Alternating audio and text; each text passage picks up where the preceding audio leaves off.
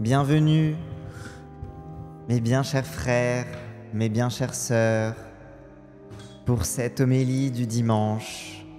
Je ne vais point prétendre vous faire un culte comme je le fais d'habitude dans mon temple tous les dimanches en tant que...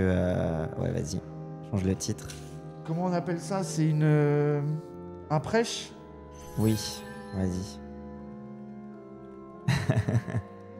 Prêche du pasteur Cassandre. Voilà. Avec un accent circonflexe. Hop. Revue de prêche, exactement. On fait la revue de prêche après la revue de presse. Le point d'exclamation aussi.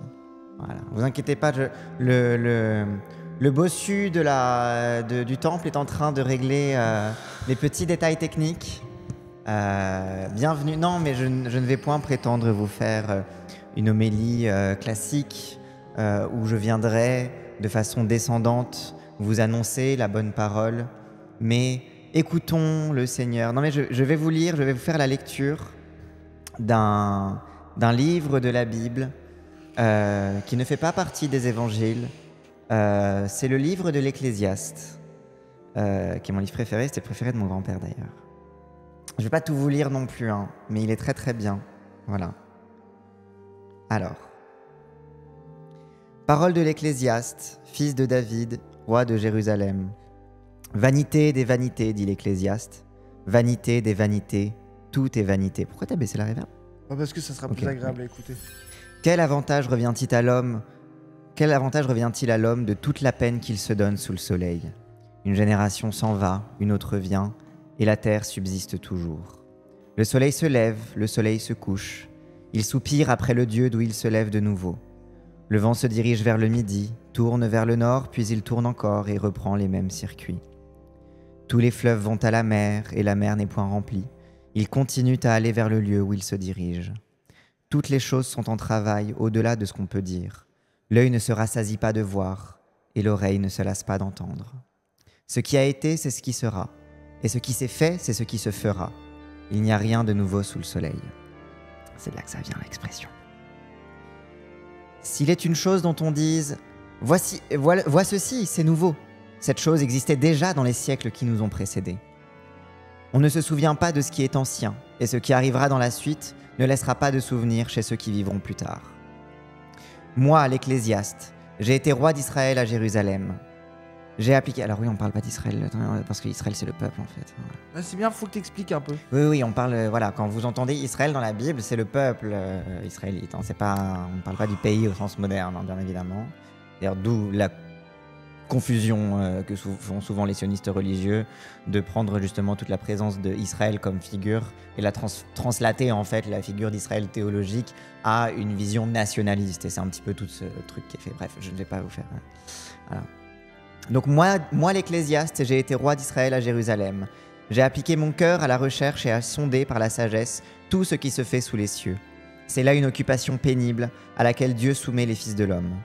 J'ai vu tout ce qui se fait sous le soleil, et voici, tout est vanité et poursuite du vent. Ce qui est courbé ne peut se redresser, et ce qui manque ne peut être compté. J'ai dit en mon cœur, voici, j'ai grandi et surpassé en sagesse tous ceux qui ont dominé avant moi sur Jérusalem, et mon cœur a vu beaucoup de sagesse et de science. J'ai appliqué mon cœur à connaître la sagesse et à connaître la sottise et la folie. J'ai compris que cela aussi est poursuite de vent. Car avec beaucoup de sagesse, on a beaucoup de chagrin, et celui qui augmente sa science augmente sa douleur. J'ai dit en mon cœur, allons, je t'éprouverai par la joie et tu goûteras le bonheur. Et voici, c'est encore là une vanité. J'ai dit du rire, insensé, et de la joie, à quoi sert-elle? Je résolus en mon cœur de livrer ma chair au vin, tandis que mon cœur se conduirait avec sagesse, et de m'attacher à la folie jusqu'à ce que je visse ce qui est bon pour le Fils de l'homme, de faire sous les cieux pendant le nombre des jours de leur vie. J'exécutai de grands ouvrages, je me bâtis des maisons, je me plantai des vignes, je me fis des jardins et des vergers, et j'y plantai des arbres à fruits de toutes espèces. Flexeur, hein, je sais pas qui parle, mais flexeur. Bah, c'est l'ancien roi, frère. Le mec, il était roi. Ah oui, d'accord, ok. Donc il est là en mode j'ai tout fait, j'ai tout vu. Roi d'Israël, j'ai planté des arbres. Mais ça sert à rien, quoi. Ah non, mais je sais pas, flexeur, c'est tout. J'achetais des serviteurs et des servantes. Bah. Et j'eus leurs enfants nés dans la maison. Oui, parce que oui. Attends, il achetait des serviteurs et des servantes et il volait leurs enfants. Non, il leur faisait des gosses et enfin, c'était un peu. Non, mais en fait, non, c'est que leurs enfants sont nés dans sa maison. Le rapport avec les servantes et les serviteurs, je sais globalement dans la Bible, c'est un peu. Voilà, c'est ce qui se faisait à l'époque. Hein, voilà, c'était les mœurs de l'époque, hein, vous savez. Hein. Je possédais des troupeaux de bœufs et de brebis, plus que tout ce qui était avant moi dans Jérusalem. Je m'amassais de l'argent et de l'or et les richesses des rois et des provinces. Je me procurais des chanteurs et des chanteuses et les délices des fils de l'homme, des femmes et des femmes en grand nombre. Je devins grand, plus grand que tous ceux qui étaient avant moi dans Jérusalem, et même ma sagesse demeura avec moi. Tout ce que mes yeux avaient désiré, je ne les en ai point privés. Je n'ai refusé à mon cœur aucune joie, car mon cœur prenait plaisir à tout mon travail, et c'est la part qui m'en est revenue. Puis j'ai considéré tous les ouvrages que mes mains avaient faits, et la peine que j'avais prise à les exécuter. Et voici, tout est vanité et poursuite du vent, et il n'y a aucun avantage à tirer de ce qu'on a fait sous le soleil. Alors j'ai tourné mes regards vers la sagesse et vers la sottise et la folie, car que fera l'homme qui succédera au roi? Ce qu'on a déjà fait. Et j'ai vu que la sagesse a de l'avantage sur la folie, comme la lumière a de l'avantage sur les ténèbres. Le sage a ses yeux sur la tête, et l'insensé marche dans les ténèbres. Mais j'ai reconnu aussi... En fait, je suis content, parce qu'au début, je croyais qu'il vantait le fait... il vantait la possession, les servants, les châteaux, les trucs, et en fait, il est en mode non. Tout ça était un peu vain en réalité. Tout ça, ça sert un peu à rien, et vous faites un peu avoir. Il ne reste que la sagesse et la lumière. C'est ça. Bon, ça va. On est rassurés, les gens, oui, c'est bon. Non, mais c'est pour ça que c'est un des plus beaux... C'est pour ça que c'est un des plus beaux livres. Ok. Donc j'ai vu que la sagesse a de l'avantage sur la folie comme la lumière a de l'avantage sur les ténèbres. Le sage a ses yeux à la tête et l'insensé marche dans les ténèbres. Mais j'ai reconnu aussi qu'ils ont l'un et l'autre un même sort. Et j'ai dit en mon cœur, j'aurai le même sort que l'insensé. Pourquoi donc ai-je été plus sage? Et j'ai dit en mon cœur que c'est encore là une vanité. Car la mémoire du sage n'est pas plus éternelle que celle de l'insensé, puisqu'au-delà des jours qui le suivent, tout est oublié. Et quoi? Le sage meurt aussi bien que l'insensé. Et j'ai haï la vie, car ce qui fait sous le soleil m'a déplu, car tout est vanité et poursuite de vent. J'ai haï tout le travail que j'ai fait sous le soleil, et dont je dois laisser la jouissance à l'homme qui me succédera. Et qui sait s'il sera sage ou insensé? Cependant, il sera maître de tout mon travail, de tout le fruit de ma sagesse sous le soleil. C'est encore là une vanité. Et j'en suis venu à livrer mon cœur au désespoir, à cause de tout le travail que j'ai fait sous le soleil. Car tel homme a travaillé avec sagesse et science, et avec succès. Il laisse le produit de son travail à un homme qui ne s'en est point occupé. C'est encore là une vanité et un grand mal. Que revient-il en effet à l'homme de tout son travail et de la préoccupation de son cœur, objet de ses fatigues sous le soleil? Tous les jours ne sont que douleur, et son partage n'est que chagrin. Même la nuit, son cœur ne se repose pas. C'est encore là une vanité. Il n'y a de bonheur pour l'homme qu'à manger et à boire, et à faire jouir son âme du bien-être au milieu de son travail. Mais j'ai vu que cela aussi vient de la main de Dieu. Qui, en effet, peut manger et jouir, si ce n'est moi? Car il donne à l'homme qui lui est agréable la sagesse, la science et la joie, mais il donne au pécheur le soin de recueillir et d'amasser, afin de donner à celui qui est agréable à Dieu. C'est encore là une vanité et la poursuite du vent. Mais est-ce que ça rend pas un peu relativiste de tout? Ça veut dire que là, il est un peu en mode... C'est la grande question de l'Ecclésiaste. Tout est vanité un peu, là, il dit. Oui, mais... Là, il dit en fait... De toute façon, c'est un peu long, hein, je peux avancer. Parce que c'est en gros, il raconte sa vie, il dit bon, globalement, je me suis dit, peut-être que si je suis sage, mais en fait, bon, l'insensé aussi, il a une vie comme moi, donc bon, ça sert à rien d'être sage parce qu'on a tous la même vie. Alors du coup, ça sert à quoi de se comparer, etc. Au final, on est tous sous le soleil, donc on est tous un peu des merdes, quoi. Oui, c'est ça. Mais en même temps, c'est un petit peu beau et c'est grâce à Dieu, quoi. Hop. Vas-y, je peux sauter au paragraphe 8. Qui est comme le sage et qui connaît l'explication des choses? La sagesse d'un homme fait briller son visage et la sévérité de sa face est changée. Je te dis, observe les ordres du roi, et cela à cause du serment fait à Dieu. Ne te hâte pas de t'éloigner de lui et ne persiste pas dans une chose mauvaise, car il peut faire tout ce qui lui plaît. Parce que la parole du roi est puissante. Et qui lui dira, que fais-tu? Celui qui observe le commandement ne connaît point de choses mauvaises, et le cœur du sage connaît le temps et le jugement. Tu sais, c'est un peu en mode, soumets-toi au roi, parce que le roi, il écoute un peu Dieu, du coup, se soumettre au roi, c'est un peu se soumettre à Dieu. Tu sais, on voit aussi là-dedans, ce qui est intéressant dans la lecture, je vous explique un petit peu des trucs. C'est le haut féodalisme. Ah mais bien sûr. Mais en fait, ce qui est intéressant dans la lecture, notamment de beaucoup de textes de l'Ancien Testament, c'est que c'est beaucoup des récits d'une époque justement féodale, d'une époque avec beaucoup de guerres. Merci beaucoup Flocon PL, let's go. Ah, je crois que le compteur il a bugué, non? Y a moyen. Vas-y, recharge. Merde. Parce que t'as pas rechargé la page, je crois. Merde. Donc tu l'as remis. Hop. Pardon. Bon, merci.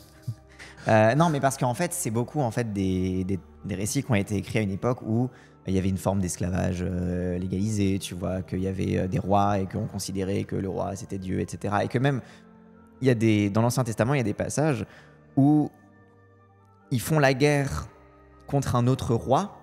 Et en fait, c'est parce que chaque cité-État avait contre un autre dieu, pardon. Parce qu'en fait, chaque cité-État a son dieu. Et du coup, en fait, quand le Dieu d'Israël arrive et dit « il n'y a de Dieu que moi », etc., il n'y a pas d'autre Dieu, c'est aussi à la fois une unification politique du pays, en mode le Dieu de notre truc, c'est celui qui est le meilleur que les autres, mais aussi, en fait, le monothéisme sert à cette unification-là, tu vois. Donc, en fait, on sort de cette période-là d'unification par le monothéisme, qui est aussi une unification par la centralisation du pouvoir autour de Jérusalem. Donc voilà. Voilà, petite explication. Blablabla. Mais il ne sait point ce qui arrivera, et qui lui dira comment cela arrivera. L'homme n'est pas maître de son souffle pour pouvoir le retenir, et il n'y a aucune puissance sur le jour de la mort. Il n'y a point de délivrance dans ce combat, et la méchanceté ne saurait sauver les méchants. J'ai vu tout cela, et j'ai appliqué mon cœur à tout ce qui se fait sous le soleil. Il y a un temps où l'homme domine sur l'homme pour le rendre malheureux. Alors j'ai vu des méchants recevoir la sépulture, et entrer dans leur repos, et ceux qui avaient agi avec droiture s'en aller loin du lieu saint et être oubliés dans la ville. C'est encore là une vanité. Parce qu'une sentence contre les mauvaises actions ne s'exécute pas promptement. Le cœur des fils de l'homme se remplit en eux du désir de faire le mal. Cependant, quoique le pécheur fasse 100 fois le mal et qu'il y persévère longtemps, je sais aussi que le bonheur est pour ceux qui craignent Dieu, parce qu'ils ont de la crainte devant lui. Mais le bonheur n'est pas pour le... Et tu vois, c'est intéressant, c'est pas une question de paradis et d'enfer, c'est que c'est finalement... Est-ce que à la fin de ta vie, tu vas éprouver des remords et te dire est-ce que j'ai fait du mal, etc. Tu sais, ça va vraiment au-delà de trucs de on va décider si tu vas en enfer ou au paradis et on va te plaquer cette vision-là, quoi. Mais le bonheur n'est pas pour les méchants et il ne prolongera point ses jours, pas plus que l'ombre, parce qu'il n'a pas la crainte devant Dieu. Il est une vanité qui a lieu sur la terre. C'est qu'il y a des justes auxquels il arrive selon l'œuvre des méchants et des méchants auxquels il arrive selon l'œuvre des justes. Je dis que cela est encore là une vanité. J'ai donc loué la joie.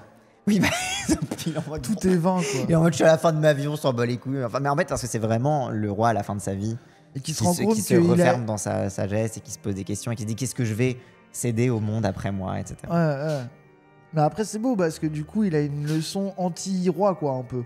Bah, en fait, c'est ça. Un peu en mode, j'étais un peu une merde, j'ai cru que j'avais tout, que je possédais tout. Et au final. Mais c'est un peu relativiste, la Bible, quand même. Un petit peu. Très. Bah, déjà, c'est contradictoire, la Bible. Oui. Parfois, tu as des chapitres qui disent l'inverse de ce que dit le chapitre suivant, tu vois.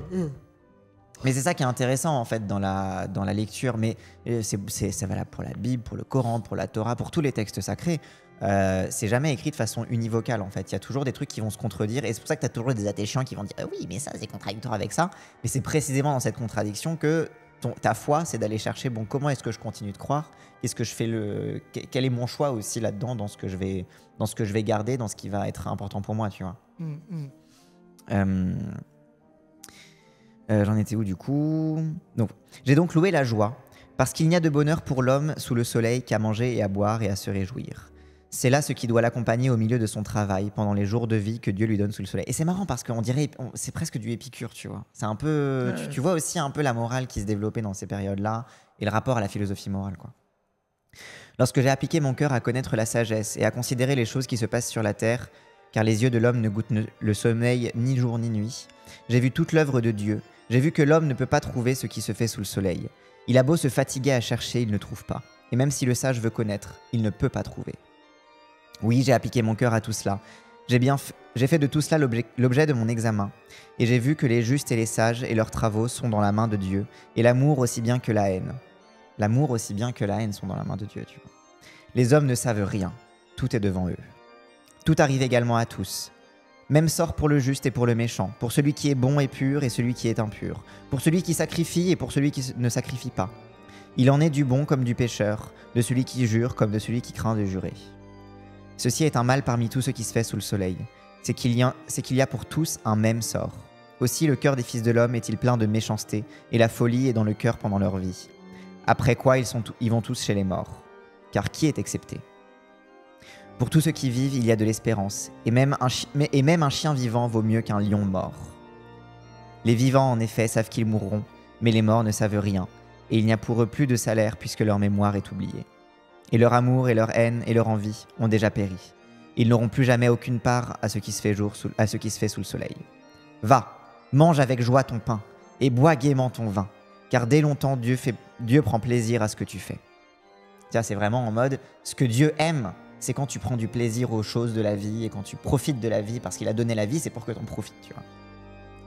Jouis de ta vie avec la femme que tu aimes pendant tous les jours de ta vie de vanité que Dieu t'a donnée sous le soleil, pendant tous les jours de vanité, car c'est ta part de vie, au milieu de ton travail, que tu fais sous le soleil. Tout ce que ta main trouve à faire avec ta force, fais-le, car il n'y a ni œuvre, ni pensée, ni science, ni sagesse dans le séjour des morts où tu vas. Tu vois, en fait, c'est pour ça que le truc, tout est vanité. Il dit, mais en fait, c'est Dieu qui nous a donné cette vanité, tu vois. Donc il faut la chérir quand même. Donc il faut la chérir. Ça veut dire il que faut tout est vanité, mais kiffez quand même. C'est ça. Quand vous bouffez et jouissez, quoi. Et c'est là que c'est pas relativiste. Quitte à être 20, autant en profiter, quoi. Exactement. Et c'est là que c'est pas relativiste, parce qu'il garde quand même Dieu et un peu de morale dans sa façon de voir les choses, quoi. J'ai vu encore sous le soleil que la course n'est point aux agiles, ni la guerre aux vaillants, ni le pain aux sages, ni la richesse aux intelligents, ni la faveur aux savants. Car tout dépend pour eux du temps et des circonstances. L'homme ne connaît pas non plus son heure, pareil aux poissons qui sont pris au filet fatal et aux oiseaux qui sont pris au piège. Comme eux, les fils de l'homme sont enlacés au temps du malheur lorsqu'ils tombent sur eux tout à coup. J'ai aussi vu sous le soleil ce trait d'une sagesse qui m'a paru grande. Il y avait une petite ville, avec peu d'hommes dans son sein.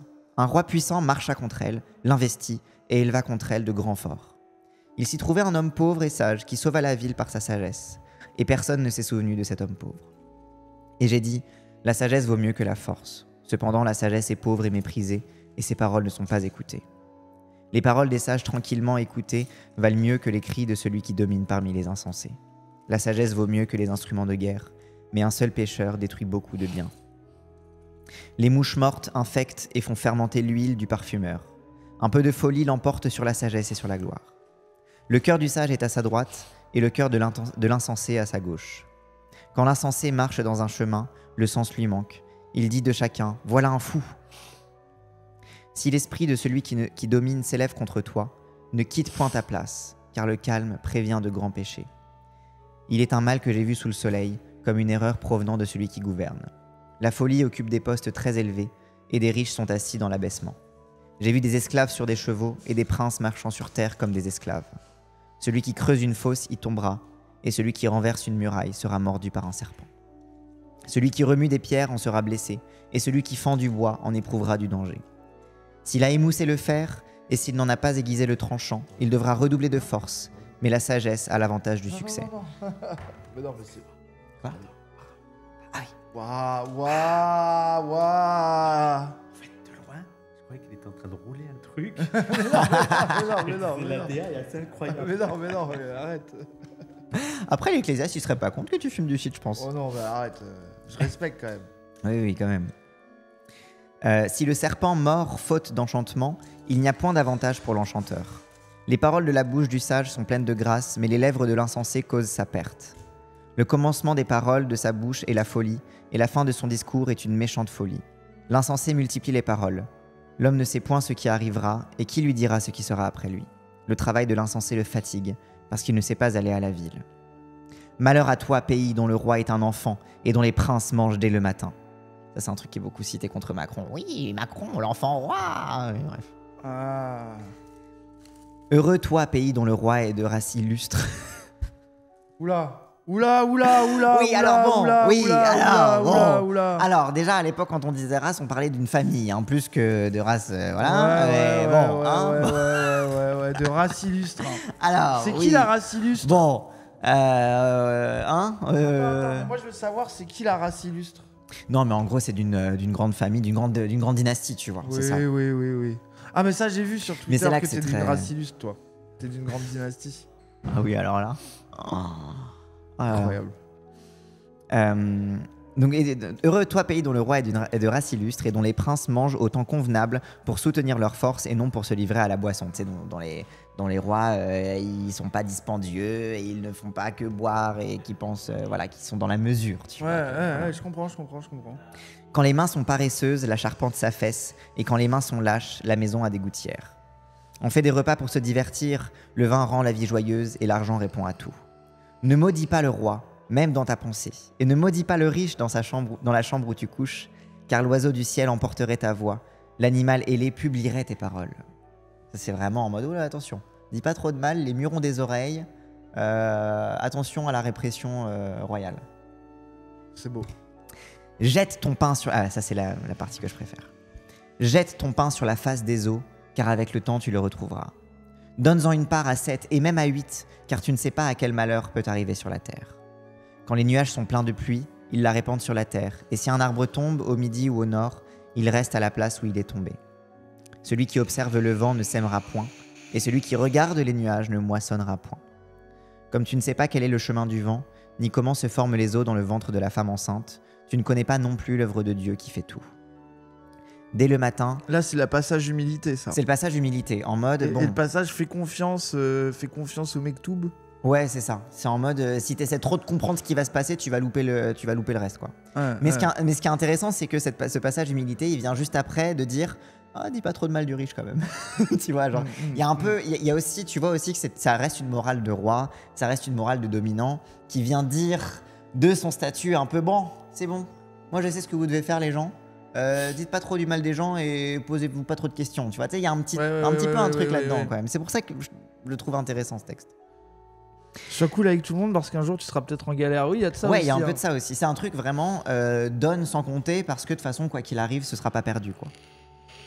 Dès le matin, sème ta semence, et le soir, ne laisse pas reposer ta main. Car tu Attends, quoi ? Attends, dès le matin, sème ta semence, et le soir, ne repose pas ta main ? Prends-le-toi toute la journée. Mais attends.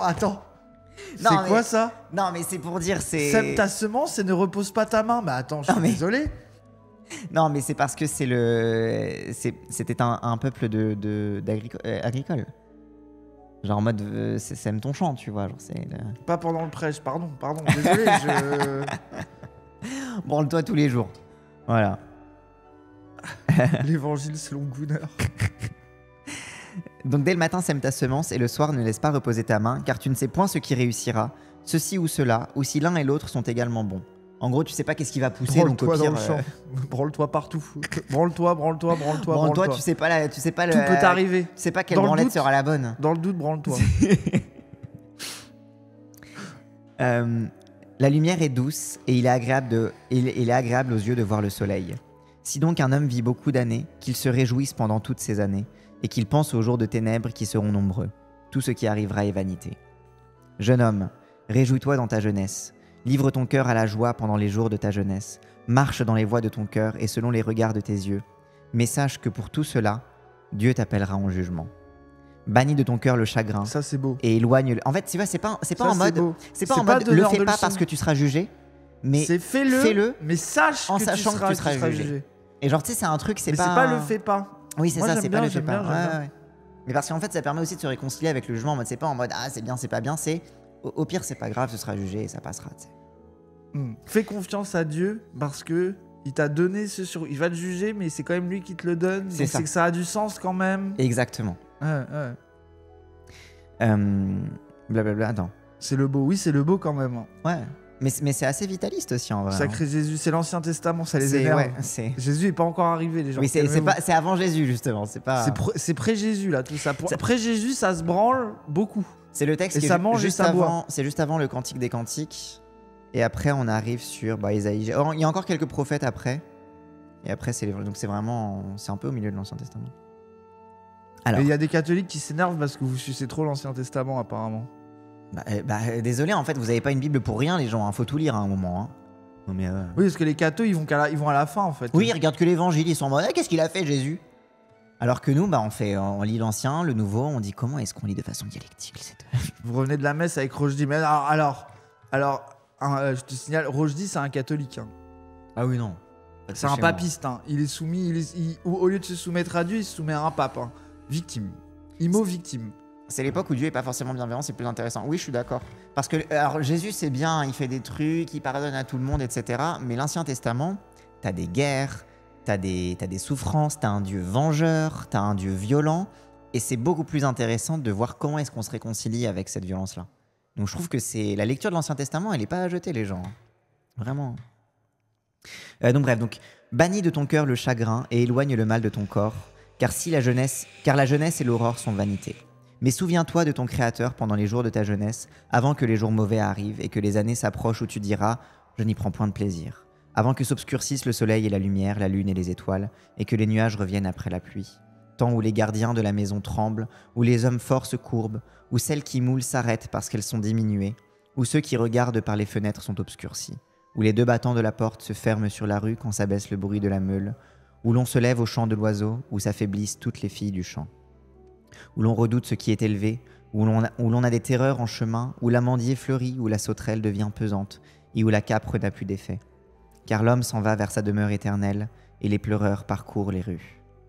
Avant que le cordon d'argent se détache, que le vase d'or se brise, que le seau se rompe sur sa source, sur la source, et que la roue se casse sur la citerne, avant que la poussière retourne à la terre comme elle y était, et que l'esprit retourne à Dieu qui l'a donné. Vanité des vanités, dit l'Ecclésiaste. Tout est vanité. Et après, c'est la fin. Donc, outre que l'Ecclésiaste fut un sage, il a encore enseigné la science au peuple, il a examiné, sondé, mis en ordre un grand nombre de sentences. L'Ecclésiaste s'est efforcé de trouver des paroles agréables, et ce qui a été écrit avec droiture, ce sont des paroles de vérité. Les paroles des sages sont comme les aiguillons, et rassemblées en un recueil, elles sont comme des clous plantés, donnés par un seul maître. Du reste, mon fils, tire instruction de ces choses. On ne finirait pas si l'on voulait faire un grand nombre de livres, et beaucoup d'études et une fatigue pour le corps. Écoutons la fin du discours. Crains Dieu et observe ses commandements. C'est là que doit faire tout homme. Car Dieu amène toute œuvre en jugement au sujet de tout ce qui est caché, soit bien, soit mal. Oui, parce que le jugement, c'est aussi un jugement en bien, hein, c'est pas qu'un jugement en mal. Enfin, on a souvent tendance à se dire le jugement, c'est tu vas être puni, etc. Mais en fait, le jugement est en bien et en mal aussi, tu vois. Et donc voilà. Ainsi s'achève l'Ecclésiaste. L'Ancien Testament, ça a l'air plus sympa que le Nouveau quand même. Ah bah, il y a des guerres, il y a des viols, il y a des trucs. C'est ça qui t'amuse, toi? Bah, ça remue, quoi. Non, mais c'est juste que là, on tue des bébés. Non, c'est au début de l'évangile qu'on tue des bébés aussi. Non, on tue beaucoup de bébés, globalement. Là, ce qui était bien dans ce chapitre-là, c'est qu'il y a le côté un peu de... Bon, il y a des trucs vains, etc. Mais il n'y a pas un rejet total du fait de vivre. T'as un peu un truc de, malgré tout, accepter de vivre, quand bien même le jugement arrivera. C'est ça. Ne soyez pas dans le rejet de ce que la vie vous offre. Oui. Mais c'est intéressant parce qu'il passe par toutes les étapes auxquelles il est passé lui-même. C'est en mode, j'ai haï la vie, et ensuite j'ai été désespéré, et ensuite, genre, t'as vraiment tout le cheminement de... Non. J'en ai un, mais en USB-C. Attends, j'en ai... Tu cherches un quoi? Un Lightning, mais avec un USB en gros.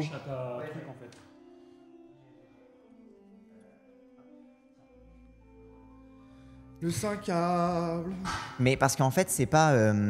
Il passe vraiment par toutes les étapes par lesquelles il est passé. Il était en mode « Ah, j'ai cherché la sagesse, et puis bon, tant pis. Et j'ai détesté la vie. Et ensuite, j'ai livré mon cœur au désespoir. » Et ensuite, tu sais, t'as tous les trucs qui passent vraiment par tous les trucs en mode « Bon, je suis passé par toutes ces étapes. Je vous les raconte. Je sais que vous allez pas m'écouter, parce que de toute façon, s'il dit que tout est vanité et qu'on n'écoute pas les sages et que lui-même est un sage, c'est qu'il sait très bien qu'on va pas l'écouter. Mais un truc de bon. Au moins, je laisse la petite pierre. Qui comprendra. Et puis, tu sais, c'est un truc assez humble, quoi. L'Ancien Testament, c'est avant la philosophie grecque antique. Il y a clairement des similitudes. Bah, c'était un même bain culturel, hein, quoi qu'il arrive. Et il y a des similarités aussi parce que la philosophie grecque vient se brasser en fait de toutes les philosophies méditerranéennes, en fait. Donc voilà. Ainsi s'achève la lecture de l'Ecclésiaste. Bon, je vous ai pas tout lu non plus, hein. Mais ça fait partie des livres que je préfère dans la Bible parce que c'est un peu une, tu sais, ça prend une hauteur de vue et surtout c'est pas un livre qui te demande de t'attacher, de te fixer à son sens, etc. C'est en mode au pire ça passe et t'y reviendras. Voilà. Oui, en fait, ça sort de l'injonction et du jugement. J'ai bien aimé parce que t'as un truc un peu tout le discours sur la vanité, mais en même temps sur le fait que la jouissance c'est vain, mais qu'en même temps la rejeter, ça serait rejeter Dieu quand même. C'est ça. Et que non, c'était bien, c'était... Je reste bouddhiste, mais c'était bien. Bah oui. Non, mais je fais pas ça pour vous convertir, hein, les gens. Rien sur Marie pour la Pentecôte. Bah alors Marie, les protestants, c'est pas qu'ils aiment pas Marie, mais bon, Non, ils en mais- font pas non plus grand cas, quoi. De ce que j'ai compris, Marie, pour eux, c'est pas non plus... Similitude aussi avec les textes sumériens de Gilgamesh. Oui, ça ressemble beaucoup à Gilgamesh aussi, c'est vrai. Oui, oui. Mais bah, encore une fois, c'est le même... C'est Dieu mais- qui rapporte les propos de l'Ecclésiaste ou c'est à partir des paroles de Dieu? Alors, c'est quelqu'un qui rapporte les paroles de l'Ecclésiaste à son fils. Donc, en fait, là, on est L'Ecclésiaste, sur... c'est quoi? L'Ecclésiaste, c'est un... C'est un ancien roi qui parle. C'est un ancien roi et qui parle pour Dieu un peu quand même, du coup. Il est le relais de la parole divine quand même. Pas vraiment. En fait, c'est des textes qui sont écrits par différentes personnes, qui sont différents. C'est beaucoup des gens qui rapportent la vie des prophètes, qui rapportent la vie. Et là, c'est pour ça qu'il dit bon voilà. Du reste, mon fils tire les instructions de ces choses. C'est pas. On considère pas que c'est Dieu qui est écrit directement, mais qu'il y a de la parole. Enfin, qu'il y a du message divin dans ce qui est écrit. Et donc, c'est pour ça que c'est intéressant. L'Ancien Testament, rien n'est clair. Oui, les cathos, c'est juste que vous savez, c'est pas clair pour vous. Mais justement, mais attendez, mais si c'était clair, ce serait un gros problème. Ah. Si c'était clair, on pourrait pas réfléchir. Si C'est c'était apocryphe clair, on ou c'est pourrait pas canon? croire. Non, c'est canon. Non, c'est chez canon. les- chez Bah, les c'est dans la protestants, Bible, donc c'est canon. C'est canon. Et ça peut pas être apocryphe, puisque ce qui est apocryphe, c'est après les évangiles. Donc là, c'est... Ah non, si, non, il y a des textes apocryphes qui sont avant. Mais non, ça fait partie du canon de la Bible, l'Ecclésiaste. Bien sûr.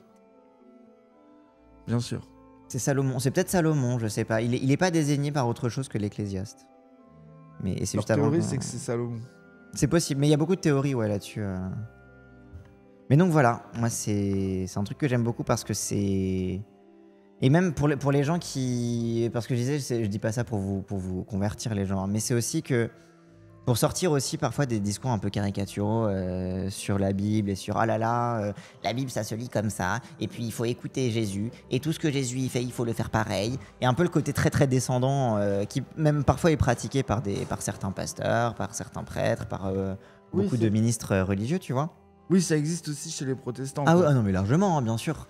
Et en fait, je trouve que ce texte contient en lui-même le fait que ça sert à rien de dire aux gens quoi faire, tu vois. Genre même, c'est difficile d'être un donneur de leçons sur ce texte-là. De ce qui sous-entend, c'est que presque le plus vain, c'est de faire la leçon. C'est ça, en fait, ouais, justement. c'est ça. Et que tout est vanité, mais la plus grande des vanités, ça serait de prétendre en sortir, quoi. Ouais. De croire que tu n'es plus dans la vanité, ça serait la plus grande vanité, un peu, C'est ça. quoi. Donc autant explorer la vie pour comprendre. Et presque c'est facile de choisir de plus profiter des trucs vains en gros si tu les as jamais goûtés, Ouais. tu renonces jamais, quoi. Bah oui, Donc c'est ça. autant y goûter pour vraiment y renoncer C'est pour pour ça les bonnes raisons, quoi. C'est pour ça il dit profite de ta jeunesse. Bon, il y aura le jugement après, mais profite de ta jeunesse parce qu'elle t'est offerte, voilà, avant que... En fait, en gros, profite de ta jeunesse avant que tu sois trop vieux et voilà, quoi. Ouais. Tu sais, c'est un peu... T'es C'est un peu carpe T'es un diem. vrai croyant ou tu fais crari? Non, je suis un vrai croyant. Il a failli devenir pasteur, les gens. Oui. Relire La raison d'être de Jacques Ellul Ouais. pour approfondir ce texte. Bien sûr. Jacques Ellul, encore un protestant, fan de l'Ecclésiaste. Du coup, les protestants ne reconnaissent pas Jésus. Bah bien sûr que si. Merci Dunkman. On est des chrétiens, donc on reconnaît Jésus. Merci Dunkman. Mais en fait, parce que quand vous regardez, attendez, je vais vous montrer juste un petit truc. Vous prenez une Bible, comme ça. Partout, il y a des petites encoches. C'est des textes, c'est des livres différents de la Bible. Et genre, dites-vous, l'Évangile, donc la vie de Jésus, c'est 4 livres. Donc c'est 4 petites encoches. Donc réduire, Jésus est très important. On ne serait pas chrétien si on ne croyait pas en Jésus. Mais tout réduire à Jésus, c'est aussi passer à côté de tout le reste, en fait. Donc il y a un truc de... Évidemment qu'on est des bandeurs de Jésus, mais on est des bandeurs de Jésus parce qu'il y a aussi, il y a eu tout ce qu'il y avait avant, il y a tout ce qu'il y a après. Enfin, voilà, quoi. La rêve de ta Bible. Alors, c'est une Bible Louis II, par Louis II, docteur en théologie, hop, avec c'est de l'Alliance biblique universelle. Voilà. Mais oui, on lit la Bible Louis II chez les protestants. Voilà. Voilà, c'est marqué. Second, Voilà. j'espère.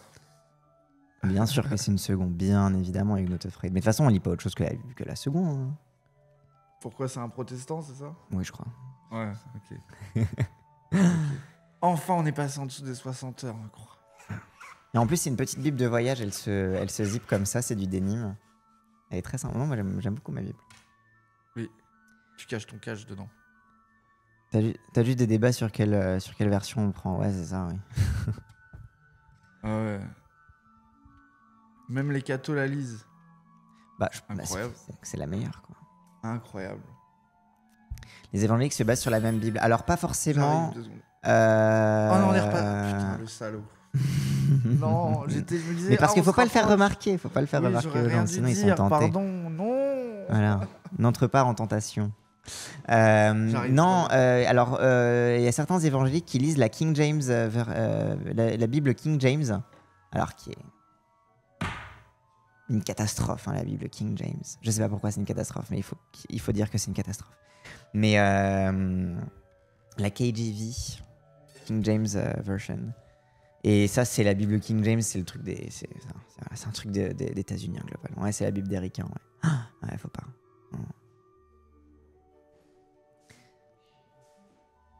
Elle a été retraduite en vrai après celle du 16e, c'est sûr que bon, oui. Mais bon, le prêche était trop court. Mais attends, ça va, je vais pas non plus vous écrire une prédication de 30 minutes. Voilà. Un avis sur l'Apocalypse. J'y tiens pas particulièrement, moi, à l'Apocalypse, j'avoue. C'est un peu... C'est joli, quoi, mais bon, c'est... Je trouve que les gens en font tellement un truc de fou. En fait, les gens fétichisent tellement l'Apocalypse que ça me donne pas envie de m'y intéresser, quoi. Du coup, c'est quoi la référence de ta Bible ? C'est une Bible Louis II, édition revue avec référence. Je sais pas. Où est-ce qu'on la voit, la rêve complète ? Je sais pas. Hein. Non, mais en plus, ce qui est bien... Ah oui. En gros, la Bible, ce qui est marrant, c'est que là... Bon, je vous ouvre à la page, là. Hop, focus. Ah non, c'est l'autofocus.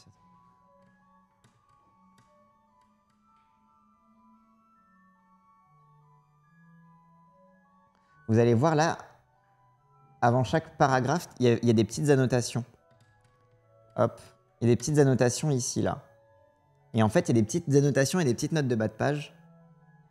Et en fait, c'est parce que, en fonction des éditions que vous avez, en fait, ça vous renvoie à des autres passages. Tu vois, genre par exemple, là, sur le chapitre 12 là, de l'Ecclésiaste, il y a marqué PS 119.9, 91, etc. Et en fait, c'est que ce passage renvoie à un passage des psaumes, par exemple. Et donc, au psaume 119, verset 9, tu vois. Et en fait, tu as plein de trucs. Et ce qui est intéressant, en fait, c'est quand vous lisez des extraits, c'est d'aller voir les références et de voir à quoi ça rappelle, en fait, dans les autres textes pour retrouver un petit peu les différents liens, tisser des trucs et pas être dans une lecture unique. C'est ça, c'est de la lecture croisée tout le temps, en fait. Et c'est ça qui est marrant aussi quand vous avez une Bible entre les mains, c'est de pas lire, c'est pas intéressant à lire de façon linéaire. Faut lire en faisant des petits sauts de puce entre les différents passages. Et donc voilà. Donc oui, la Bible, ça se lit pas tout droit. Alors c'est bien de commencer par la Genèse, hein, bien sûr, hein, tu commences par le commencement. Mais c'est un peu chiant à lire de façon linéaire. Le mieux, c'est d'aller picorer. En fait, d'avoir une chronologie. Tu sais, tu t'ouvres de côté une chronologie dans lequel sens ça se passe.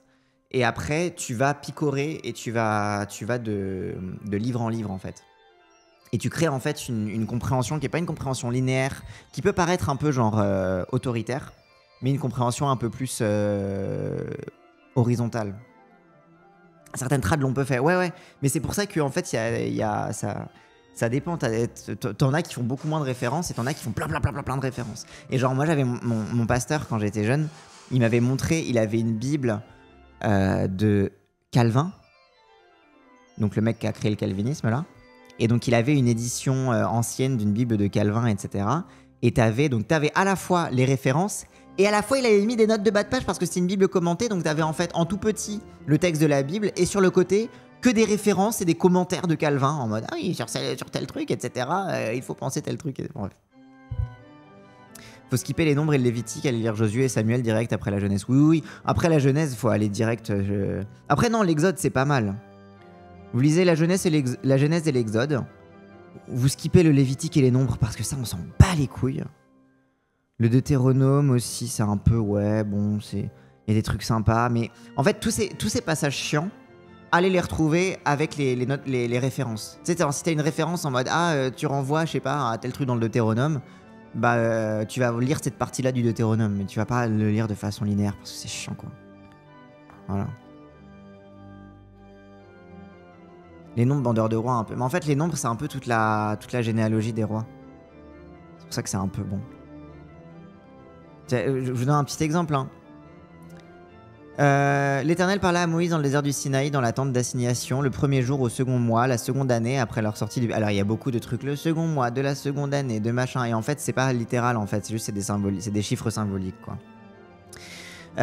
Il dit, faites le dénombrement. Il a dit, faites le dénombrement de toute l'assemblée des enfants d'Israël selon leur famille, selon leur maison de leur père, tout en comptant par tête les noms de tous les mâles. Donc il est, fais le recensement de tout ton peuple.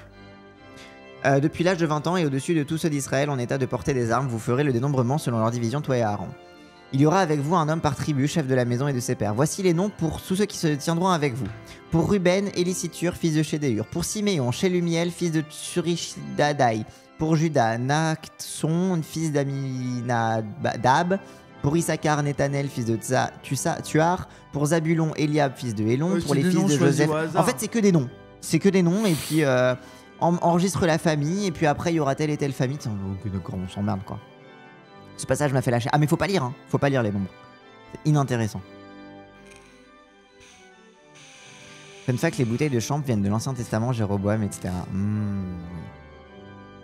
Et donc voilà. Moi je propose de finir cette homélie. Ouais. Ah bien sûr. Par un petit morceau. Bien sûr. Et comme ça... on aura fait notre petit moment protestant.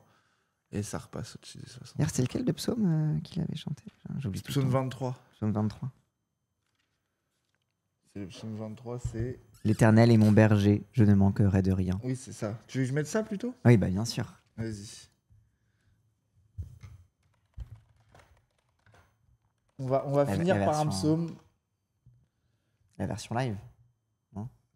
Ouais, vas-y, oui, j'avoue que la version live, elle est encore mieux. Je suis d'accord. Elle est habitée. Oui, bah oui. En plus, tu le vois avec son psautier. C'est tout en bas. Tout en bas, capture de fenêtre sur cette. On va finir par un petit psaume quand même. Oui. Cantique de David.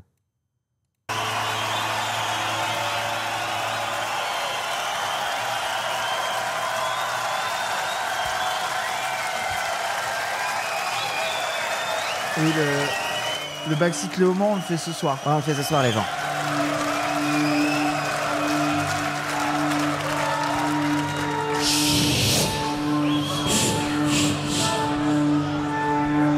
Mais tais-toi un peu, putain.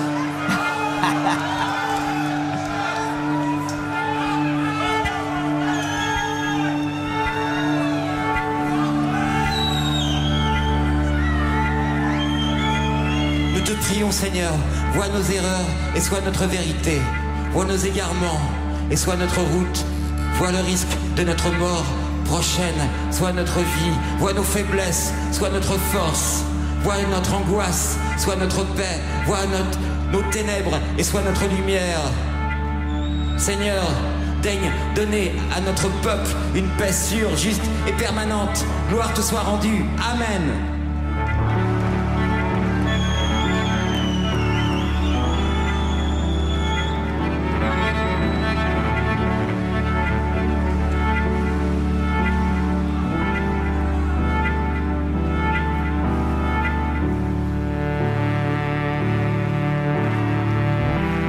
C'est pas un catholique qui ferait ça. Hein. Ah bah ça.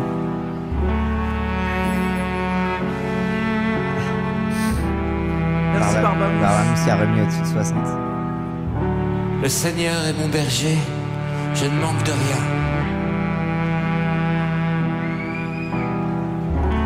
Il me met au repos dans des prés d'herbes fraîches. Il me conduit au calme près de l'eau.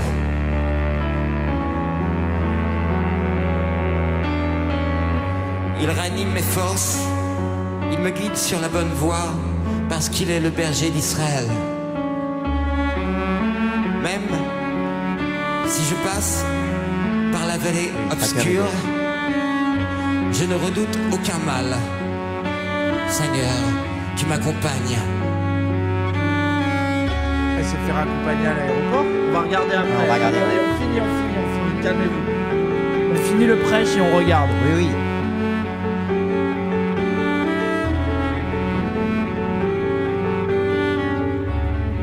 Tu me conduis, tu me défends, voilà ce qui me rassure. Face à ceux qui me veulent du mal, tu prépares un banquet pour moi. Tu m'accueilles en versant sur ma tête un peu d'huile parfumée. Tu remplis ma coupe jusqu'au bord.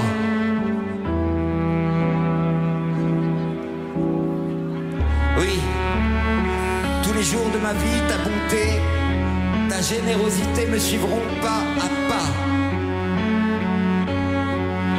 Seigneur, je reviendrai dans ta maison aussi longtemps que je vivrai.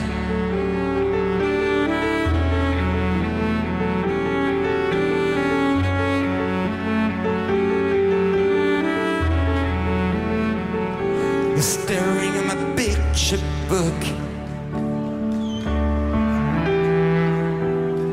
she looks like Mary Queen of Scots.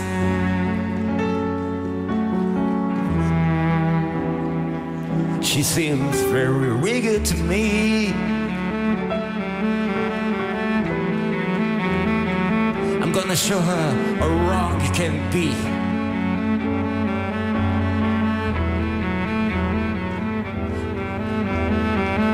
I'm gonna stop wasting my time.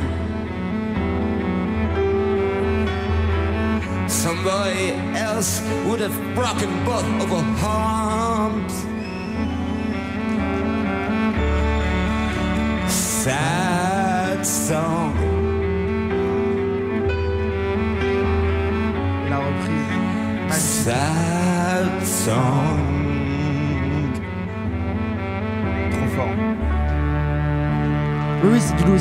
En fait, il enchaîne le psaume et il fait un couplet de Louride à la fin. C'est magnifique. J'ai envie de pleurer. Ah oui.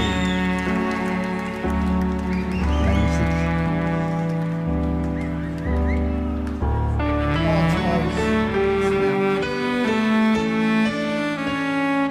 Et ça, c'est un cantique.